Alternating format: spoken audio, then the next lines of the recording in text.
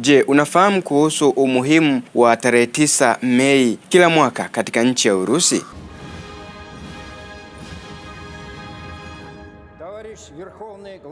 Comrade Supreme Commander-in-Chief of the Armed Forces of the Russian Federation, troops of the Moscow garrison.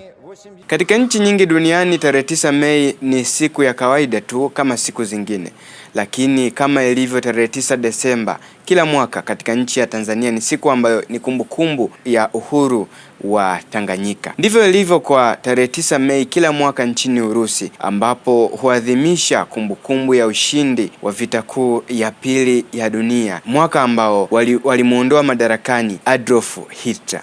Мы закончим эту победу потому, что нашей славной армии руководит наш великий советский народ, великая наша партия, великий мудрый товарищ Сталин. Ура! Kabla ya tarehe 9 Mei ya mwaka wa 1941 kulikuwa kuna vita kuu ya pili ya dunia. Vita ambavyo vilianzishwa mwaka wa 1939 hadi kufikia mwaka wa 1945. Lakini siku hii ya tarehe 9 Mei mwaka wa 1941 imekuwa ni ya kitofauti kwa sababu wanajeshi wa Urusi na nchi ya Urusi kwa ujumla, enzi hizo ilikuwa ni Umoja wa Kisovieti, iliamka asubuhi na kukuta mashambulizi makubwa, vita vilivyoanza bila hata kutolewa kwa tangazo la kuanzishwa kwa mapigano. Hivi sasa hivi tunaona vita vya Urusi na Ukraine, vita vya Iran pamoja na Marekani na Israel. Basi watakapoanza kushambulia ni lazima matangazo ambayo huwa yanatolewa, tuseme tu onyo huwa linatolewa kwamba msipofanya kitu fulani tutashambulia wakati fulani kuanzia mwezi fulani. Lakini katika kipindi hicho cha mwaka 1941 ilikuwa ni tofauti kwa sababu Warusi wengi kulikuwa kuna ile ndio vita vya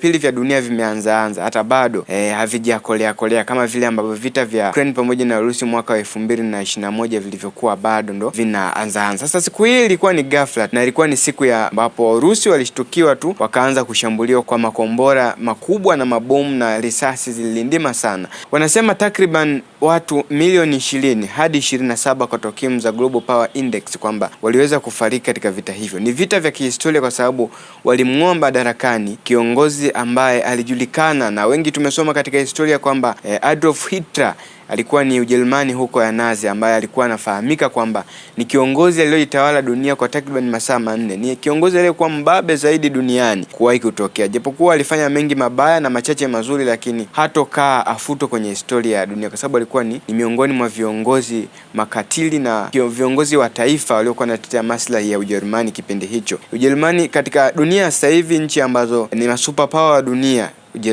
Ujerumani imo, Ufaransa, Marekani, Iran na hata China pia. Lakini zamani ilikuwa ni nchi hizo mbili, Ujerumani pamoja na Uingereza, ndio nchi ambazo zilikuwa ni masuper power wa dunia. Sasa kipindi hicho ndio ilikuwa kipindi kigumu zaidi kwa Urusi, na kipindi hicho ndicho kipindi ambacho kilikuwa kipindi cha mwisho kwa utawala wa Kinazi wa Kijerumani. Tuliona vita vya kizalendo ambavyo vilipiganwa pale Urusi, ambapo wanajeshi wa Kirusi wa Soviet enzi hizo walikuwa wanapigana kizalendo, walikufa wanajeshi wengi sana, na hatimaye sasa mnamo mwaka 1945 mwishoni hapo wa vita kuu ya pili ya dunia, Urusi ikashinda vita.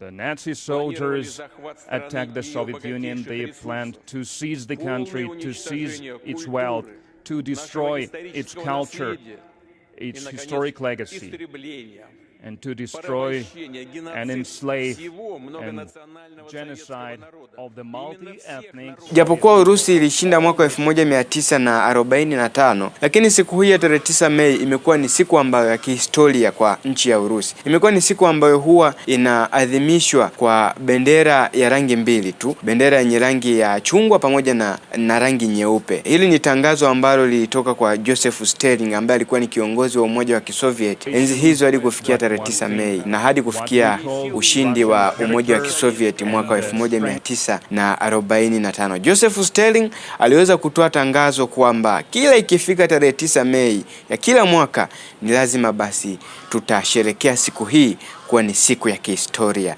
Urusi ni miongoni mwa nchi ambayo huwa inasherehekea siku nyingi kama ilivyo kwa nchi nyingi za hapa Afrika na hata duniani kwa ujumla. Kwa tangazo lilitolewa na Joseph Stalin, ndio maana tunaona hapo majuzi katika vita hivi vinavyoendelea kati ya Urusi na Ukraine, Urusi iliweza kutoa tangazo kwamba endapo Ukraine itatuma hata droni moja katika ardhi ya Urusi, basi mji mkuu wa Ukraine ambao ndio Kiev utageuka kuwa majivu.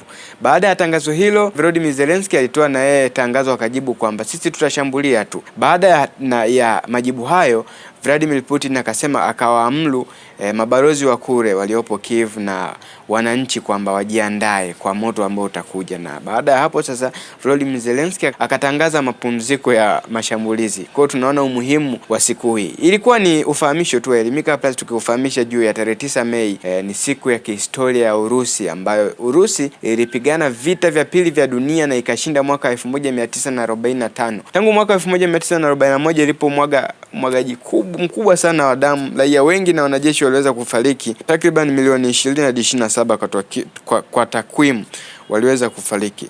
Nini maoni yako? Tokea hapo kwenye comment, make sure na subscribe. Hii ni Elimika Plus, kwa habari nyingi tutakuwa tukikufahamisha zaidi. Mimi ni Kanyuka Jonas. Andrei Belousov. Commanding the parade is the Commander-in-Chief of the Russian Ground Forces, Hero of the Russian Federation, Colonel General Andrei Mordvichov.